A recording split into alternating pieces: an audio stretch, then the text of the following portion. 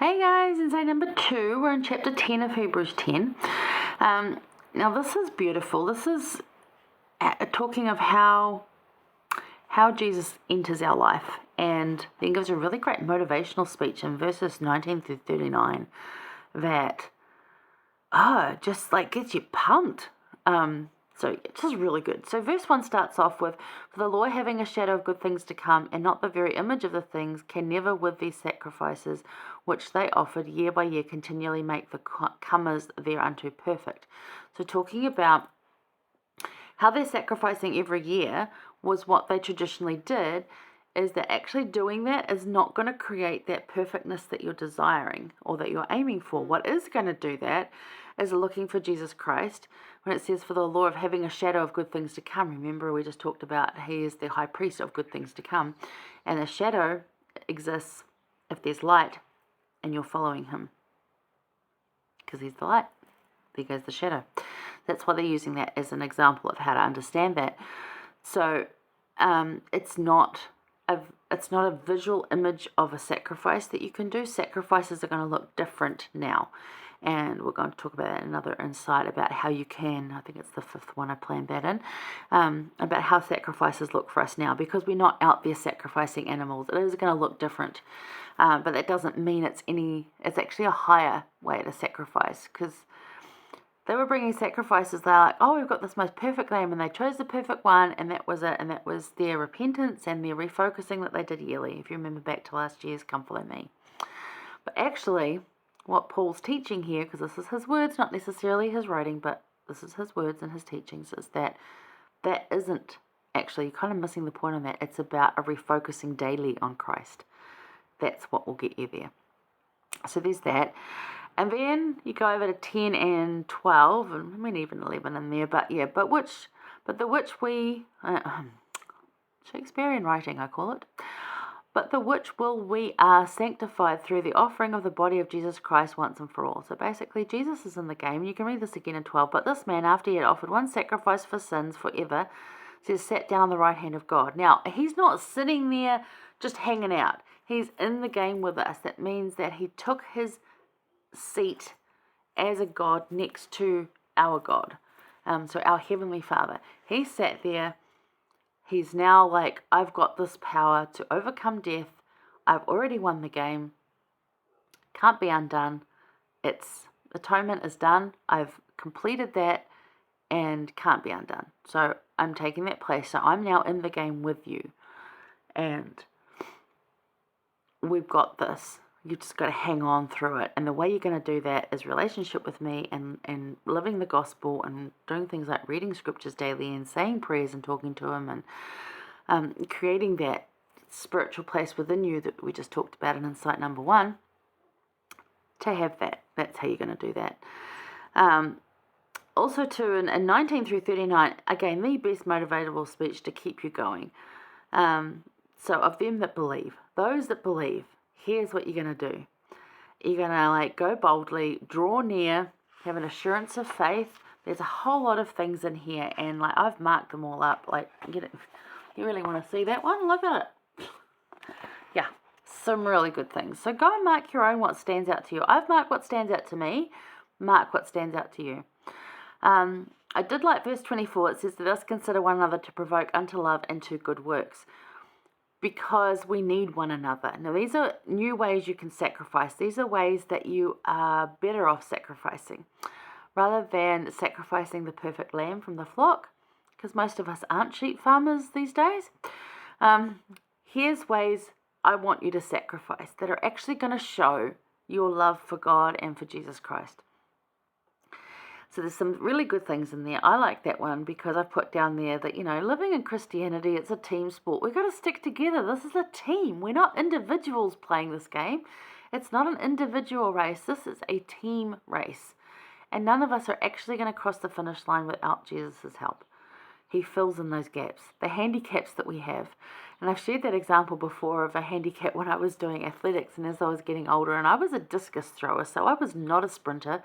But I was needed to be part of the 4x100 team for the club because that's all the girls that were in that age group. There wasn't a lot of girls in that age group.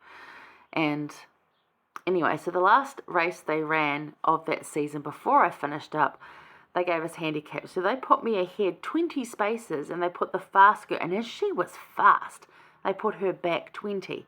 So I ran 80 metres, because that's what we run in New Zealand, and she ran 120. Now, if you do that right, you should cross the finish line at the same time. But I always like to think of it, and we did, by the way, we all finished at the same time. Each girl that was there, we all had different handicaps, as you would call. That's what they actually call them. It's not a derogatory term. It's actually what they call them, to cross at the same time. But I like to liken that to the fact that, they knew I was going to be short 20 metres, that I could only actually do 80 metres before I would get caught. And they already knew that. They figured that out, looked at the stats from the season and went, yeah, okay, she's probably going to do that. Because I'm not a runner. I threw the discus far. I was good at that. Running, not so much. But they knew that. So they gave me help of 20 to get there. And that's what Jesus does. He takes that, okay, I know you're only going to make 40 out of the 100, but I'm going to give you 60. And to someone else, I know you're going to make 80, so I'm going to give you 20. And it doesn't actually matter how much he's going to give, because each of us are different.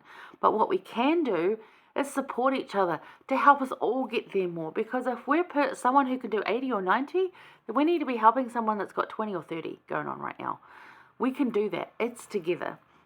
So one of the ones I really like there, and then there's a trust fall mentioned down in 31. It said, it is a fearful thing to fall into the hands of the living God. Oh, have you ever done a trust fall where you stand and just fall back and rely on people to catch you?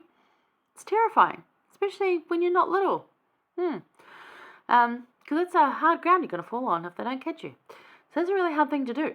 And I said, it is a fearful thing to do, to fall into the hands of a living God. But do it. Trust him. Do that. And then 32, to help you do that. Call to remembrance the former days in which you were illuminated, you endured a great flight of afflictions. So the times that you've been struggling. Call to the times where you had that great illumination, where you saw that light and it came in and it helped you. Lovely. And then in 35, cast not away therefore your confidence, which hath great recompense of rewards. So the confidence you've already got, don't throw that away. Hold on to it. Build more. Build more by doing these service things, by actually sacrificing how we're supposed to. And then 39 basically says, we're on the winning team, so don't draw back. We are not of them who draw back unto perdition. No, we're not. We're the winning team. Yes, we are. So, promises of good things to come. To have a shadow, there must be light. That's in verse 1. And then Jesus is still active in the game, yet with rest, it is done in what is done, so the atonement. So he's resting in what is done, the atonement, but he's still active in the game. Don't ever think that he's not, or the race, or the journey, however you want to term that, if you're teaching it or explaining it, however you want to term it, but he's still in there with you. Especially the atonement, because it cannot be undone. It is done. He has won already. It is done. And in 19 to 39, trustful to a living God. Call to remembrance times of illumination, as already said. Be confident Christ has already won. We're on the winning team. And live in trust, don't draw back. Now, Elder Holland said some lovely words in his Our Day Star Rising, in his book, Day Star Rising. And I just want to read you these ones because it's so true. He said, we cannot sign on for a battle of such eternal significance and everlasting consequence without knowing it will be a fight. A fight we win, but a fight nevertheless that will have more than one round in the contest before it is over. The Apostle Paul says to those who thought a new testimony and baptism into the church would put them beyond trouble. Call to remembrance the former days in which, after ye were illuminated, ye endured a fight of afflictions. Remember, that's verse 32 of chapter 10. Elder Holland goes on to say, I love that counsel. Paul is saying what the Lord said, don't let your guard down. To these new converts, basically to everybody, he says new converts, new missionaries, newly wedded couples, but basically everyone.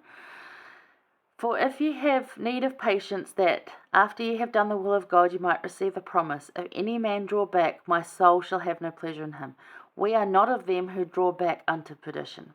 To everyone, we are not of them that draw back unto perdition. No matter how we're feeling, we do not draw back. We go boldly. He goes on to say, there is the ultimate call to hang in there, to hang on, to keep believing. He is saying, sure, it can be tough. Before you join the Church of Jesus Christ of Latter-day Saints, while you are trying to join, and after you have joined. Before you go on a mission, while you're on a mission, before you get home from it. before you marry, while you are dating, and after you are married. But when it is challenging, Paul says, don't draw back, don't panic, don't retreat. Don't forget the answers you have had and the miracles you have seen.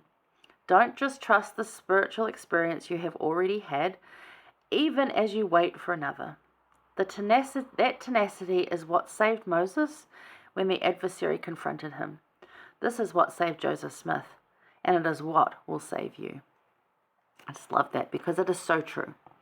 So there you go. That is Hebrews 10. I love that. The tenacity that we need to build that will save us is all there, and how to do it. To hang on. We are not those. We are not of them that draw back. We go boldly. That's what we do. All right. Hang around. We're going to go to Hebrews 11 and look at stories of faith. I'll see you there.